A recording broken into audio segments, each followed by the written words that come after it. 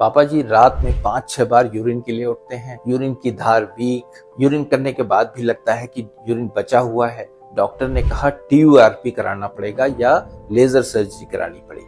Internet पे search किया, urinary incontinence, retrograde ejaculation, sex life effect हो सकती है। पापा डर गए, मम्मी डर गई, बेटा डर गया। इस पूरी फैमिली को एक बात पता नहीं कि 2010 के बाद एक ऐसा ऑप्शन एग्जिस्ट करता है जिसमें कट भी नहीं लगता, कोई साइड इफेक्ट्स भी नहीं और सेम डे डिस्चार्ज भी पॉसिबल होता है। नाम होता है जिसका प्रोस्टेटिक आर्टरी एम्बोलाइजेशन या PAE। आज इस वीडियो में हम समझेंगे ये प्रोसीजर कैसे काम करता है, कौन कैंडिडेट्स हैं और एक बहुत ब्लंट क्वेश्चन, ये ऑप्शन 90% यूरोलॉजिस्ट क्यों नहीं प्रमोट करते। लास्ट तक रुकिएगा क्योंकि एंड में मैं 4 सवाल हैं जो मैं आप अपने यूरोलॉजिस्ट से जरूर पूछिएगा।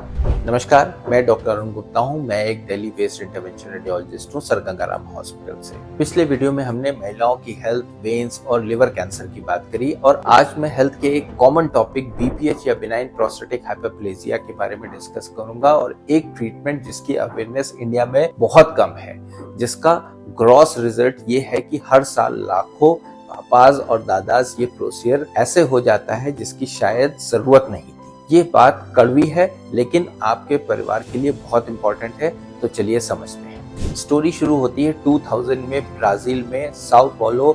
डॉक्टर फ्रांसिस्को कार्नेवल एक इंटरवेंशन रेडियोलॉजिस्ट जो BPH पेशेंट्स में नहीं बल्कि एक बिल्कुल डिफरेंट प्रॉब्लम्स के लिए प्रोस्टेटिक एम्बोलाइजेशन कर रहे थे, सीवियर प्रोस्टेट ब्लीडिंग रोकने के लिए।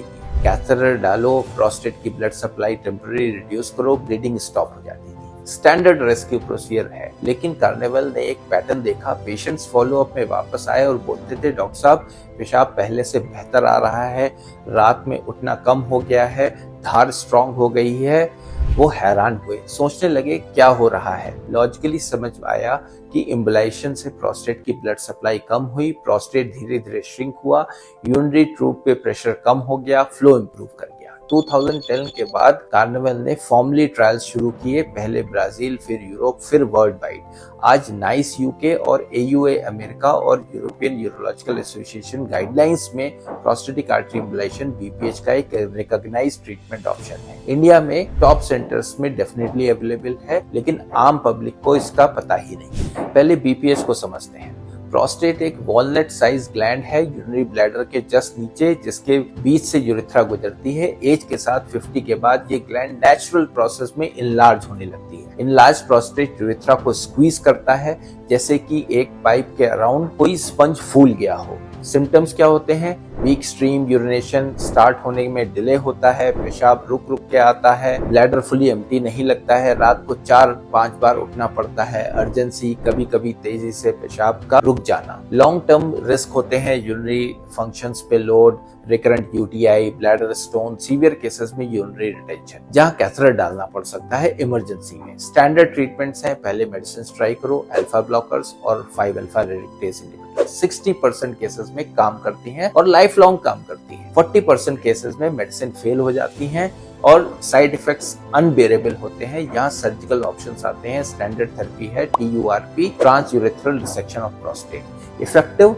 बट ये फुल एनेस्थीसिया की रिक्वायरमेंट होती है। यूरिनरी ट्यूब से अंदर जाके प्रोस्टेट या चंक को बाहर निकालते हैं इस प्रोसीजर में और retrograde ejaculation, urinary incontinence, erectile dysfunction का रियल रिस्क होता है। प्रोस्टेटिक आर्टरी एम्बोलाइजेशन में क्या करते हैं? प्रोस्टेटिक आर्टरी एम्बोलाइजेशन को स्टेप बाय स्टेप समझते हैं। पहले CT एंजियोग्राम प्रोस्टेट आर्टरीज को एग्जैक्टली मैप करते हैं। ये स्टेप बहुत इंपॉर्टेंट है क्योंकि प्रोस्टेट की एनाटॉमी हर पेशेंट्स में थोड़ी अलग होती है और आर्टरीज छोटे, ट्विस्टेड और कभी कभी मल्टीपल्स होती है।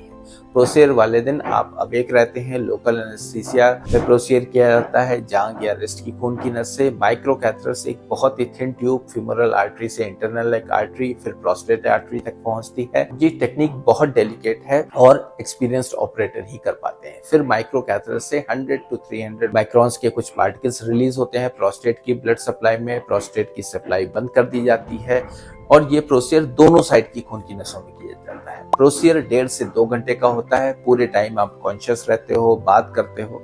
आखिर में एक सिंपल कॉम्प्रेशन करके ब्लड को रोका जाता है जांघ की खून की नस वीकनेस से। कैथेटर अवॉइड होता है मोस्ट ऑफ द केसेस में। पहले हफ्ते में कुछ mild pelvic discomfort, urinary irritation रहता है।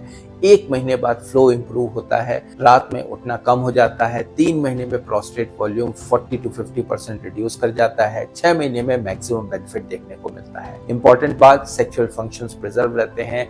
रेट्रोग्रेड इजैकुलेशन का रिस्क ऑलमोस्ट 0 है। अब कंपेयर करते हैं TURP और प्रोस्टेटिक आर्टरी एम्बोलाइजेशन। TURP में जनरल या स्पाइनल एनेस्थीसिया में होता है। यूरिनरी कैथेटर लगता है जो कई दिन तक रहता है। 2 से 3 दिन का हॉस्पिटलाइजेशन होता है। रेट्रोग्रेड इजैकुलेशन 65 to 75% केसेस में। यूरिनरी इनकॉन्टिनेंस का रिस्क 2 से 4 हफ्ते का रेस्ट। PAE जो होता है वो लोकल एनेस्थीसिया में होता है। No urinary catheter, same day discharge possible होता है। सेक्सुअल फंक्शंस प्रिजर्व रहते हैं। नो इनकॉन्टिनेंस, 3 से 5 दिन का रेस्ट आप मान सकते हैं। PAE के आइडियल कैंडिडेट्स क्या है? बहुत बड़ा प्रोस्टेट है जिसमें TURP टेक्निक डिफिकल्ट है, रिस्की है, एंटीकोगुलेंट्स पे है पेशेंट, कोमॉर्बिडिटीज वाले पेशेंट, बुजुर्ग पेशेंट जो फुल एनेस्थीसिया नहीं झेल सकते हैं, उनके लिए ये बहुत ही अच्छा फंक्शंस है। PAE के कैंडिडेट्स जिनको नहीं हम ऑफर करते हैं होते हैं severe urinary retention with kidney damage, prostate cancer या advanced peripheral artery disease. 1-2 common गलतफहमियां दूर करते हैं। सबसे बड़ा में PAE एक एक्सपेरिमेंटल प्रोसीजर है, बिल्कुल गलत है। नाइस यूके ने 2018 में और AUA ने 2021 में BPH गाइडलाइंस में ऑफिशियली इंक्लूड कर लिया है। 10,000 plus peer reviewed cases publish हो चुके हैं। दूसरा मिथ है कि PAE के रिजल्ट्स टेम्परेरी होते हैं। देखिए, TURP परमानेंट होता है, ये भी गलत है। 5 इयर्स डेटा दिखाता है कि PAE की ड्यूरेबिलिटी TURP के कंपेरेबल है। रीट्रीटमेंट रेट 10 to 15% होता है TURP में भी और PAE में। तीसरा सबसे इंपॉर्टेंट कि अगर PAE इतना अच्छा है तो यूरोलॉजिस्ट क्यों नहीं करते? इसका सीधा जवाब है PAE इंटरवेंशन रेडियोलॉजिस्ट करते हैं, यूरोलॉजिस्ट नहीं करते हैं। डिफरेंट स्पेशलिटी है, डिफरेंट ट्रेनिंग है। यही रीजन है आपको प्रिसिडली सेकंड ओपिनियन की रिक्वेस्ट करनी पड़ती है। अगर आपके प्रोस्टेटिक आर्टरी एम्बोलाइजेशन में कोई सवाल है तो डेफिनेटली आप कमेंट सेक्शन में पूछ सकते हैं। अब वो 4 सवाल जो पापा जी या दादाजी को अपने यूरोलॉजिस्ट से पूछने चाहिए। पहला, क्या मेरे केसेस में PAE एक ऑप्शन है? दूसरा, क्या मुझे एक इंटरवेंशन रेडियोलॉजिस्ट की ओपिनियन लेने की इजाजत है? तीसरा, TURP के बाद मेरे सेक्सुअल फंक्शंस पे क्या असर होगा? और चौथा, अगर मैं 6 महीने मेडिसिन कंटिन्यू करूं, क्या कॉम्प्लिकेशंस का रिस्क है? नॉलेज का राइट हर पेशेंट्स को है। अपने या अपने परिवार के बुजुर्ग के लिए ये इन्फॉर्मेशन डेफिनेटली शेयर कीजिए। अगले वीडियो में हम बात करेंगे लिवर सिरोसिस के लिए टिप्स प्रोसीजर की, एक ऐसी टेक्निक जो लिवर ट्रांसप्लांट तक सरवाइव करवा सकती है। अगर ये वीडियो आपको पसंद आया हो तो डेफिनेटली लाइक कीजिए और मेरे चैनल को सब्सक्राइब कीजिए। तब तक अपना ख्याल रखिए। नमस्कार।